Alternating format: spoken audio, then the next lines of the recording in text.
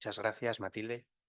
No, por mi parte, evidentemente, sin entrar en el tema jurídico, no me sentiría capaz, por supuesto, con una persona de este nivel, pero sí aclarar algunas cosas, ¿no? Me ha gustado mucho oír esa distinción de entre el buen profesional del que no lo es, porque saben todos ustedes que en este país hay una tendencia a meter a las entidades en el mismo saco, que nadie entiende, ¿no? Y que a los que no estamos en ese saco o creemos que no lo estamos, pues sinceramente ofende, ¿no? Porque parece que da lo mismo hacer las cosas bien que mal. Entonces creo que es muy importante esa consideración, sobre todo porque también, como ustedes bien saben, pues a veces nos enfrentamos a sentencias de corta pega cuando los hechos no son los mismos. Entonces, bueno, pues creo, me ha gustado mucho oírlo, la verdad, te felicito porque Muchas no, gracias. porque no había oído nunca ese matiz que me parece fundamental. Luego, de las cosas que ha comentado, sin entrar en el tema jurídico, sí que aclarar, las entidades no valoramos las garantías, las tasan las tasadoras. Otro tema será en base a qué o cada una sabrá lo que hace, pero las tasadoras tienen una obligación de inscribirse en el registro de Banco de España, tienen unas normas de valoración reguladas y, por supuesto, se exige que tengan independencia. Yo no voy a entrar en si hay alguna entidad que la tenga o no. Yo lo que sí les aseguro es, bueno, mi conocimiento personal en la que trabajo es que son totalmente independientes. Sí que habría que valorar lo que también mencionaba Matilde, que es que al final, claro, si hay un incentivo fiscal y las viviendas en el mercado cada año valen más, también se tasan más, porque uno de los Claro. criterios para tasar es el valor de mercado. Creo que es algo en lo que sí que deberíamos reflexionar como sociedad. Luego, el ordenamiento jurídico que tenemos, sin entrar en tal, es el que tenemos para nosotros. O sea, nosotros tenemos que trabajar con el ordenamiento jurídico que hay y la interpretación del mismo. Eso también me parece importante. Y por último, aclarar que evidentemente el banco analiza con la información disponible, eso está claro. Que a veces hay ocultación de información, por supuesto, y estoy totalmente de acuerdo, nadie entiende por qué las plataformas no declaran a CIRBE. No lo entiendo. Y tampoco entiendo que una entidad, si era una entidad, que lo dudo, haya dado una financiación sin consultar la CIRBE, porque ¿cuál es el interés? A ver, es una cosa extraña, ¿no? Puede haber sido un error lo tiene cualquiera, no voy a juzgar a la entidad o tipo de establecimiento que fuese, pero hombre, es el ABC, es el ABC. Sí, yo quería un par de cuestiones. Vamos a ver, lo de las tasaciones, las tasadoras que son independientes, eso es ahora. En Madrid la principal que había se llamaba Tasa Madrid, ¿a qué le suena? ¿Eh? Es decir, aquí lo que pasó, eso se ha cambiado ahora y evidentemente funciona. Otra cosa importante que además yo esto lo he vivido ahora de cerca, en el tema de las tasaciones, y es que, y que me corrijan si me equivoco aquí, notarios y si hay algún registrador también, eh, es el tema de la publicidad de los datos reales de venta de mercado. Es decir, a mí me ha pasado que a la hora, porque las valoraciones las tenemos que hacer muchas veces también para liquidaciones de gananciales, para cualquier cosa, o para vender tu propia casa, que había sido el caso, bueno, pues realmente para saber tu valor de venta, pues llega una tasadora o te llega una API, una agente de la propiedad inmobiliaria, y entonces ellos tienen en cuenta a cuánto están ofertado una casa como la tuya por la zona. Pero claro, todo el mundo oferta a lo alto, porque dicen, ya bajaré yo luego. Con lo cual, tener en cuenta precios de oferta tiene un efecto inflacionista. Oiga, es que eso no es verdad. ¿Pero a cuánto lo ha vendido este al final? Que te juro yo que me lo ha dicho en la piscina que ha vendido a menos. Pero claro, yo lo sé porque lo tengo en la piscina, pero si no, el tasador que llega y dice, pues el anterior, entonces vas haciendo bola, porque claro, uno infla, el otro sigue inflando, entonces no sería muy difícil, lo comentaba el otro día en Logroño, precisamente en un congreso que tuvimos de esto, decir, oiga, que se haga un registro público de precios reales de venta, porque eso en Estados Unidos es un dato abierto. Es un dato abierto, tú sabes exactamente a qué precio se ha vendido. Pero es que aquí tasan a ciegos, pero claro, ¿qué ocurre? Que como sepamos eso, ya no necesitamos a las tasadoras. Echas un poquito las cuentas, les quitas un poquito el trabajo. Es decir, y ahí se pueden hacer, cuando hay esa transparencia, porque yo lo que quiero es un mercado transparente, cuando hay una transparencia de precio de venta, yo puedo tener más o menos una estimación más o menos real de a cuánto han vendido, pero yo no me puedo, es que hay uno que se ha venido arriba al vecino y lo ha puesto el tío 100.000 euros más caro. ¿Qué pasa? ¿Que entonces ya me lo vas a tasar tú a mí? No. O precio de venta real que han tenido. Es decir, eso produce, a mí me parecería que sería bueno poner esto. Y luego otra cuestión. El tema de las plataformas, si tú te metes en Google y buscas mi triple A, son muy entretenidos, porque dicen, ven aquí, que no consume sirve. ¿Qué es eso de no consumir sirve? Toma que no consta. O sea, ya es la asimetría como reclamo. O sea, la asimetría, es decir, somos opacos. Tú no te preocupes, pide aquí lo que te dé la gana que no va a constar. Es absolutamente demencial. Y luego, sí que es cierto, en el caso de las muchas entidades financieras son inversores profesionales en plataformas. Y entonces, ¿qué ocurre? Que el inversor profesional en plataformas escapa de la normativa de evaluación de la solvencia. Porque ahí la que evalúa el riesgo de crédito y no lo padece es la plataforma, el operador de la plataforma. Entonces, es un sistema absolutamente demencial, pero yo creo que es por algo muy importante. Es como que la economía necesita mercado de crédito de alto riesgo. Lo necesita para crecer.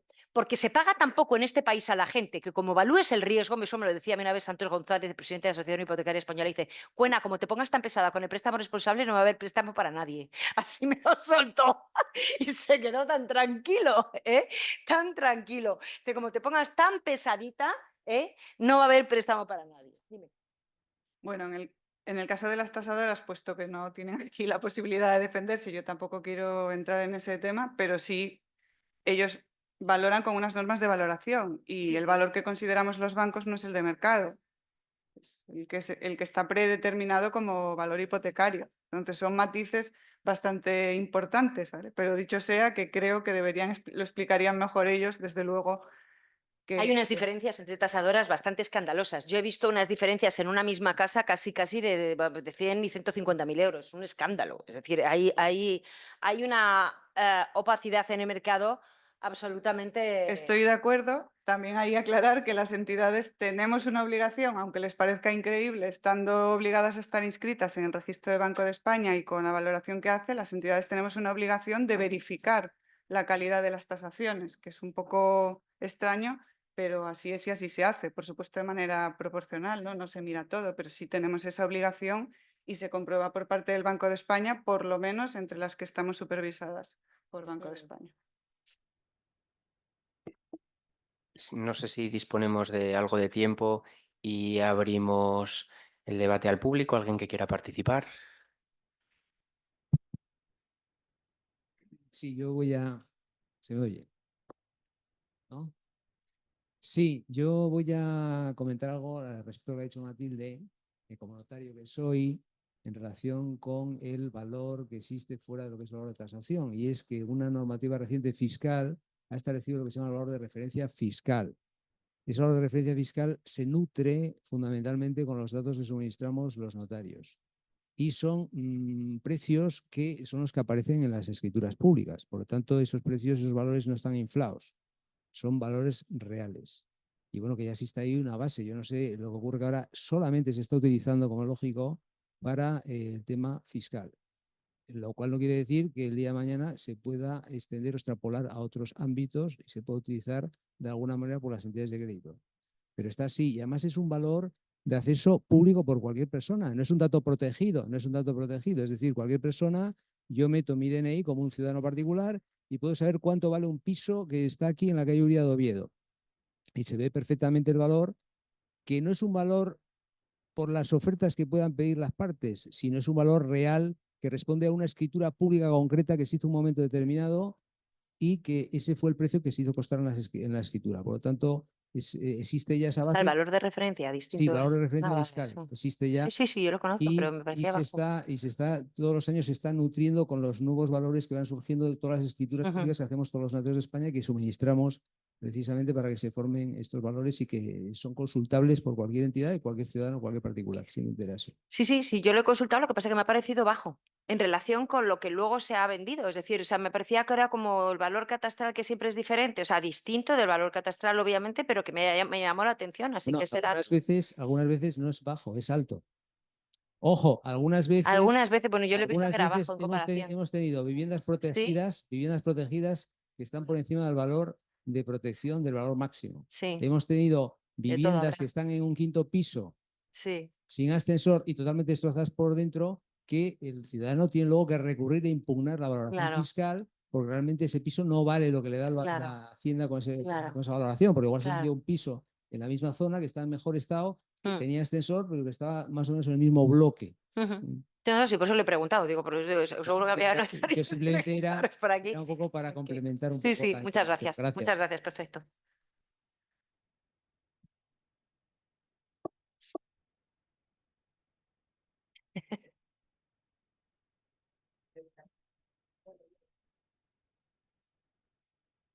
Buenas, yo quería preguntar a Ana Lombardero, a efectos del CIRBE, la fianza, cuando vais a analizar los afianzamientos personales, es decir, los padres típicos en una hipoteca, cuando van a hacer un afianzamiento al segundo de los hijos, ¿les consume CIRBE el primero?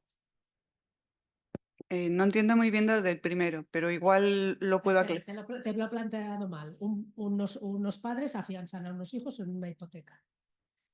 Cuando viene otro hijo que tiene y va a comprar otra vez otra casa con segunda hipoteca, vuelven a afianzarle. ¿Vosotros, el primer hijo que todavía tiene la hipoteca viva, tiene el CIRBE consumido? A ver, la CIRBE realmente, vamos a decir, hay dos tipos de riesgo, el directo y el indirecto. El directo es cuando eres el titular, cuando, como bien hablaba antes, respondes con tus bienes, eres el solicitante. El indirecto es cuando actúas como garante. Entonces, si usted está avalando la hipoteca de su hijo por 100.000, voy a poner, pues le va a figurar un riesgo indirecto por 100.000. Y cuando vaya a avalar al segundo, ese riesgo por 100.000 sigue ahí y, por supuesto, el banco lo va a considerar porque minora su solvencia, no en la misma medida que si fuese directo, porque para que usted llegue a tener que cumplir la obligación tendría que no pagar su hijo. Entonces, no consume su capacidad como avalista en la misma intensidad, pero desde luego no es lo mismo que si no estuviese avalando en esa otra hipoteca. Vale, gracias. No hay de qué.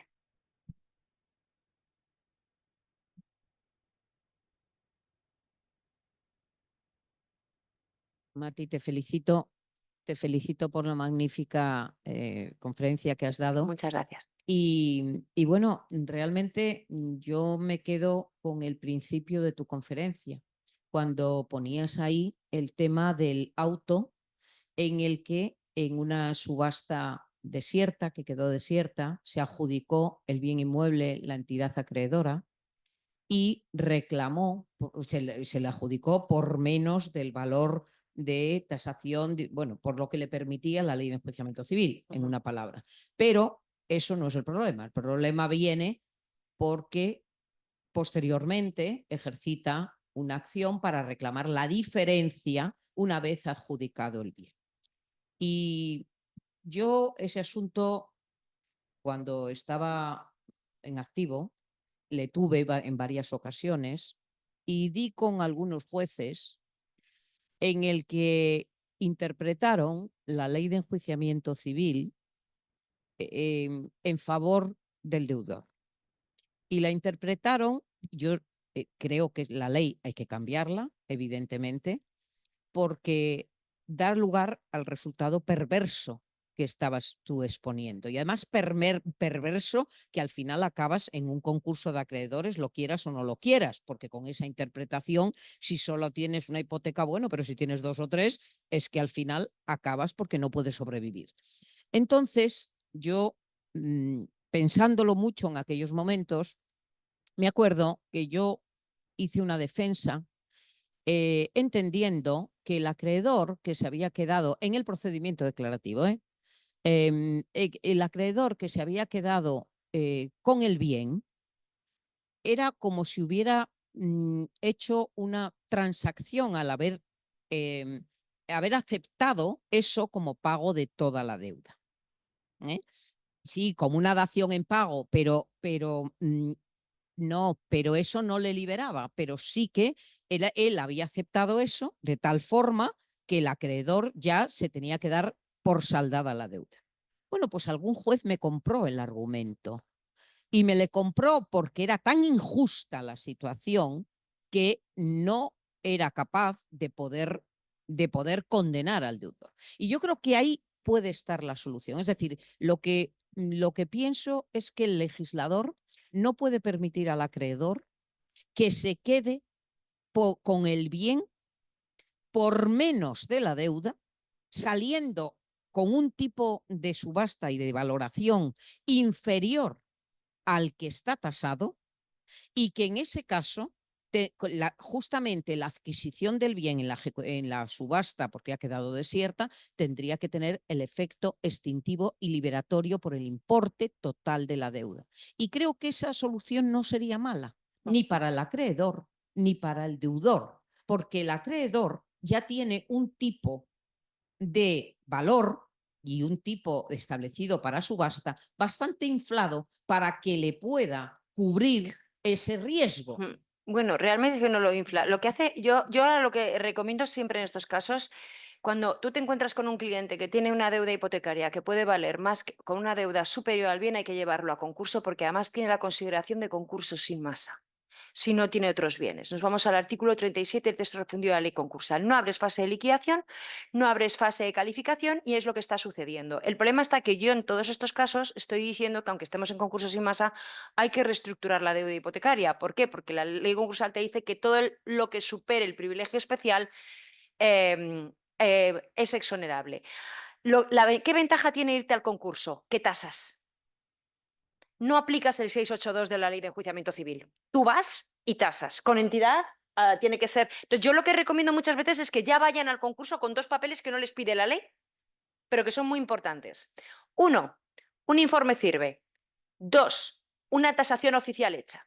Cuando tú sospechas, hombre, evidentemente, si tú tienes una que debes 30.000 euros y la casa vale 300.000, no te hace falta llevar tasación, me explico, porque ahí va a haber sobrante, van a ejecutar, vencimiento anticipado, va a salir la fase de liquidación y el sobrante va a ir al resto de los acreedores.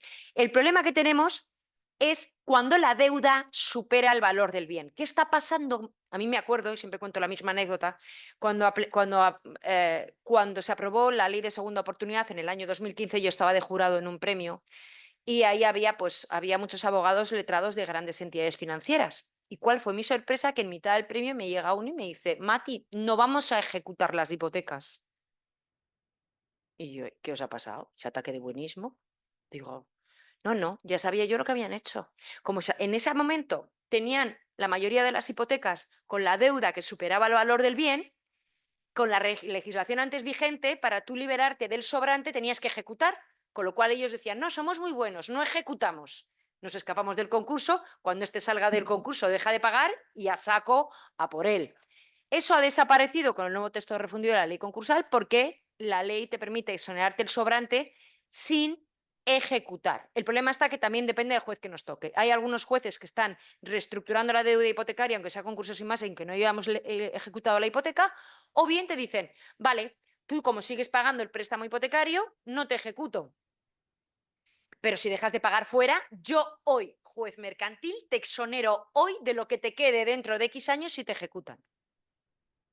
Que eso no tiene base legal ninguna, pero la labor, la creatividad de los jugadores mercantiles no tiene precio. Es una cosa absolutamente alucinante. Yo cada vez voy a un congreso aprendo mucho, porque digo, anda lo que ha inventado este. Claro, efectivamente, porque es que hay situaciones muy llamativas, pero todo por el problema del sobrante. Lo que yo quiero decir es que si yo tengo una deuda que supera el valor del bien, a mí lo que no se le vaya a ocurrir, por Dios de mi vida, al banco oponerse a que yo pida la exoneración porque me diga que yo soy un irresponsable. Porque el 99% de las ocasiones en las que la deuda supera el valor del bien es porque haya habido fiesta.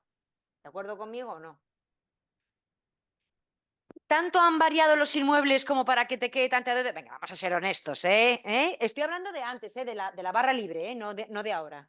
Estoy hablando del momento barra libre, es decir, cuando no miramos nada, yo te doy esto y toma, mira que te doy que te vas a ir a las Bahamas, luego te vas a comprar un coche y si quieres te haces una operacioncita. Eso pasaba antes.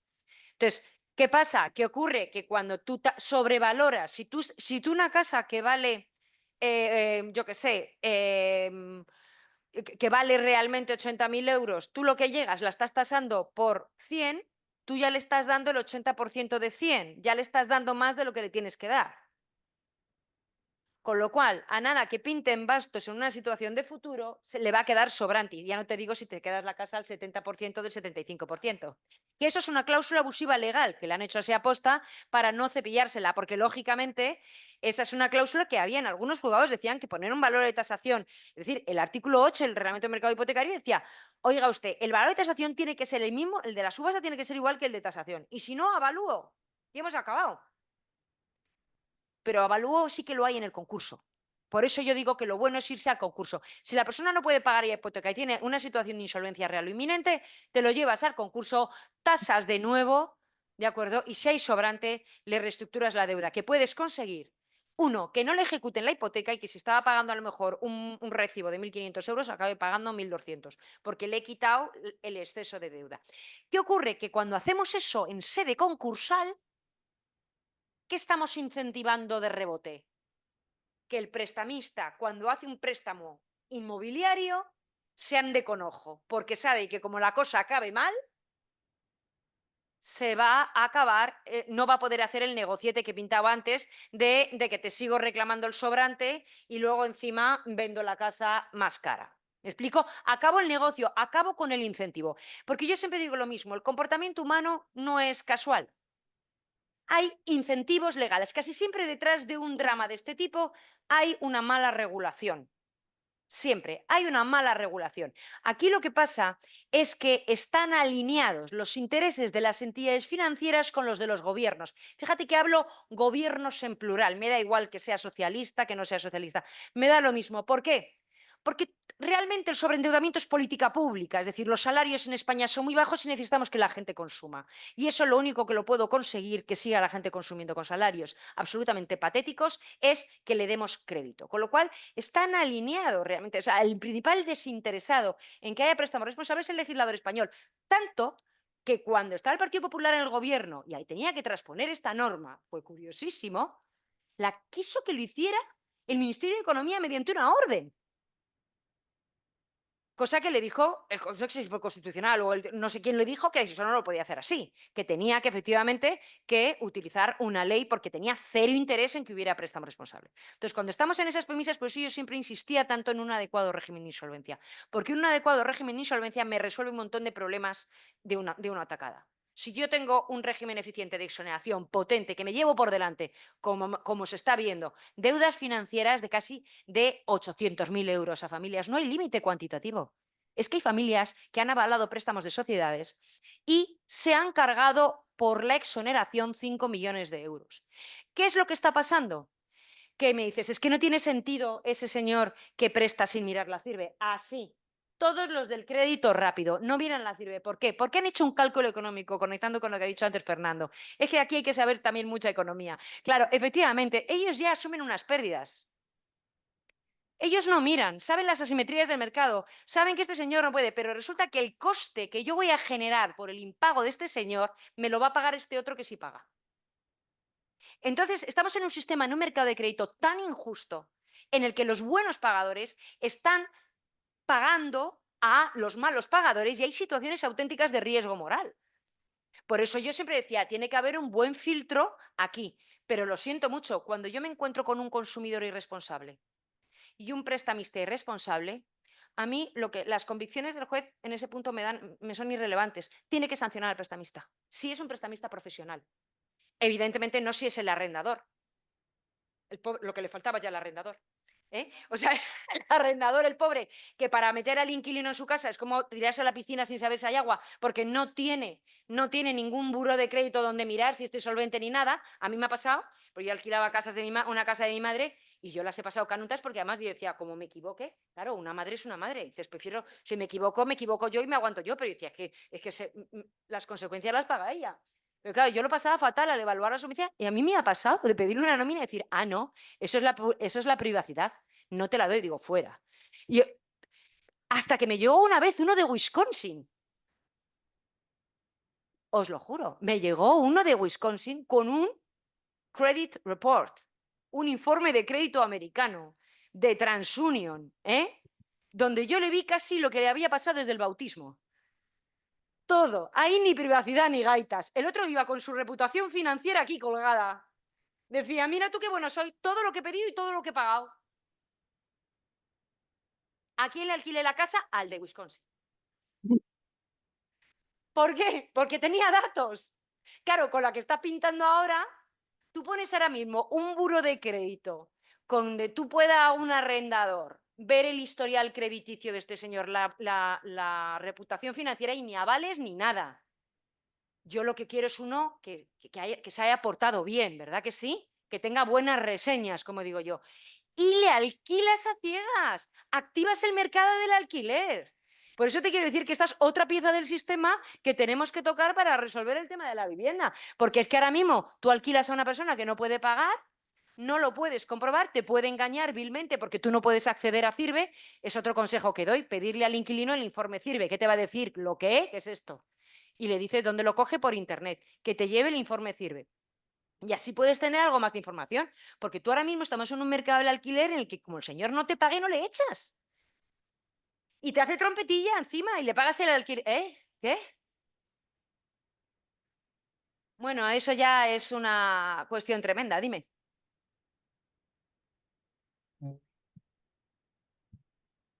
Que me estaba dando que pensar en relación con lo que has comentado a propósito del supuesto del derecho checo, planteamiento del Tribunal de Justicia de la Unión Europea de ya concluido el pago correspondiente de las prestaciones derivadas del préstamo, crédito, lo que sea, y se suscita el conflicto, digamos, o el problema de no haber evaluado la solvencia ex post, ¿no? ¿Y ahí en qué se materializa esa sanción, persecución? ¿Cómo se materializaría? ¿Es un daño moral?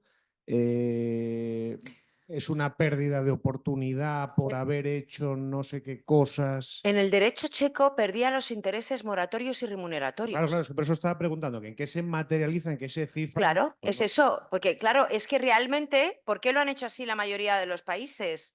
Porque evidentemente lo que aquí se plantea, que mucha gente lo defiende en España, que yo no lo defiendo, pero vamos, haciendo lo que es, teniendo los pies en la tierra y viendo cómo es la realidad del mundo mundial. Es decir, o sea, pretender que la sanción al préstamo irresponsable sea demanda a la entidad financiera responsabilidad civil, pues tienes problemas hasta para evaluar el daño, porque te podría decir la entidad financiera, el daño lo he sufrido yo, tú, que yo he sido el que me quedo sin cobrar el crédito, ¿no?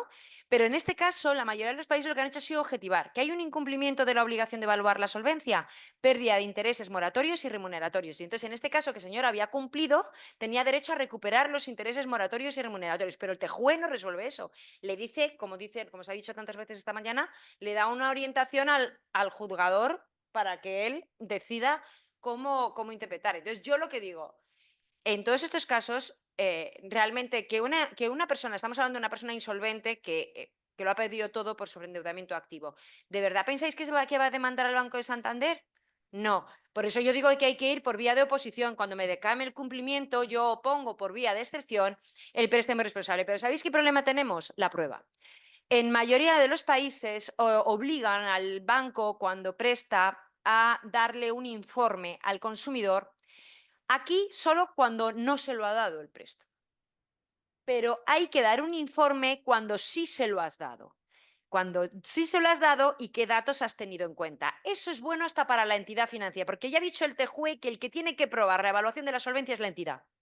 Y yo creo que la entidad, se ha hecho las cosas bien, no tiene ningún problema en decir, oye, mira, a mí este señor me ha dicho que tiene estos ingresos, yo haciendo mis cálculos, aplicando la orden tal, la orden cual, pascual, pues a mí me sale esto y yo se lo he dado. Le das ese documento. ¿Qué pasa? Que ese documento le permite al juzgador, ya sea un juez de instancia en una reclamación de ejecución singular o bien en un procedimiento concursal, ver cómo se ha comportado el prestamista. ¿Qué pasa? Que no lo quieren dar. Porque ¿qué ocurre? Que el juez dice, ¿yo cómo sé si este señor ha cumplido la obligación o no? Ese es el problema. Entonces, por eso digo que hay que hacer una regulación completa de este asunto. Y esto yo lo planteé en la Ley de Crédito Inmobiliario a través de un grupo parlamentario en el Congreso. Planteé una enmienda donde establecía las sanciones de pérdida de intereses remuneratorios y moratorios. Esto llegó al Congreso, se votó y se perdió por un voto. Casualmente, era una profesora, además lo digo porque es público, una profesora de Derecho Penal de la Universidad de Castilla-La Mancha, nos suena, que no tenían ningún interés en que esto saliera, porque yo recuerdo que el partido político al que yo ayudé elaborando esta enmienda, cuando vieron los bancos la enmienda, fueron a ver al presidente del partido diciendo, esto no puede salir porque acabamos con el mercado. Claro, si les atas en corto y pierden intereses moratorios y remuneratorios, porque ahora cubren las pérdidas con los buenos pagadores. Pero si resulta que tú les estás diciendo que como te puedan juzgar un juez aterrorizados en un contexto de tanta demanda ante los tribunales civiles, que otro juez civil pueda valorar cómo han dado los préstamos, dijeron esto no. Y salió, y estaba en aquel momento el Partido Popular. Lo apoyó todo el Partido Popular, gente de Podemos, pero el Partido Popular no tenía en ese momento mayoría absoluta. Y hubo una persona del Partido Popular que no lo votó y el Partido Popular sí tenía mayoría absoluta en el Senado. Cuando la ley de crédito inmobiliario llega al Senado, yo empiezo a mover mis hilos y a decir, oye, ¿esto no se va a plantear? No. No se quiso plantear en el Senado. Es decir, esto se ha planteado, saben lo que hay que hacer para sancionar bien el préstamo responsable, pero no. ¿Por qué? Porque ellos están alineados con entidades financieras. Necesitan que las entidades presten para que la gente consuma, la economía crezca sin que crezcan los salarios. Esa es mi tesis, encantada de que alguien me la desmonte alguna vez. Pero por el momento no me la han desmontado. Así que... Muy bien, pues vamos a dar por concluida la sesión. Dejamos una pequeña pausa para el receso.